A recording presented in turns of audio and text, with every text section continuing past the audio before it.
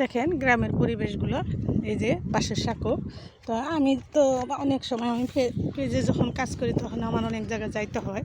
তো আমি গ্রামের মানুষ, গ্রামের দৃশ্যই বেশি দেখাই আপনাদের। তাই আমি বাঁশের সাঁকোটা পাড়িয়ে যাব, তো আপনারা দেখতে থাকুন।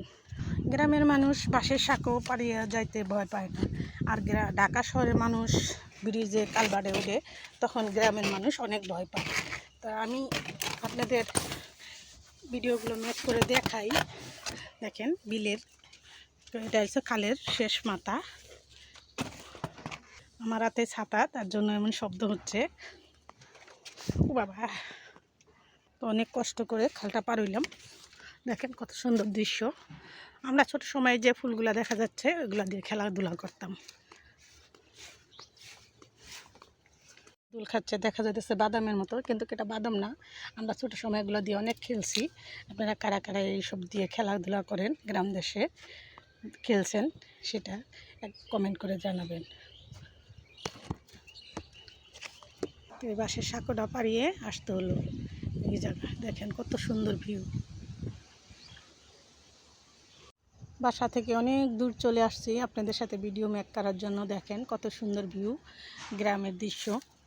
এরকম গ্রামের দৃশ্য কার না দেখতে ভালো লাগে। দেখেন কত সুন্দর গরু, ছাগল, হাঁস, মুরগি এখানে মানুষ পালে। আমার ভাগ্য নেই, আমার আল্লাহ বাড়ি করতে দেয় নাই। তো আপনাদের সাথে শেয়ার করতেছি, মানুষেরটা দেখেই আমি শান্ত থাকি। আর কি করার, একদম গ্রামের মতো, কিন্তু এটা গ্রাম না, এটা সাভার এলাকা, ঢাকা সাভার। এখান তাও অনেক গ্রামের মতো পল্লী এলাকা।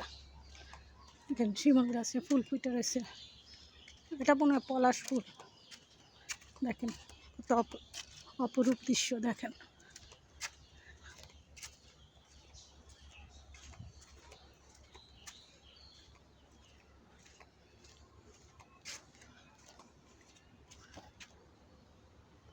গ্রামের দৃশ্যগুলো দেখতে অপরূপ লাগে। দেখেন কত সুন্দর বাতাস আর কত সুন্দর গাছগাছালি,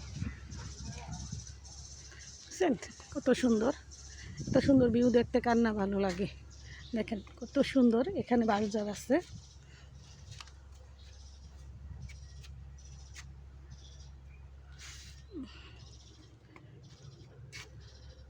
গ্রামের পরিবেশ তো গ্রামের পরিবেশে, তাই গ্রামে আসলাম। হ্যাঁ, কুকুর বিড়াল তো মানুষের সঙ্গী। ডাউক পাখি কই গেল?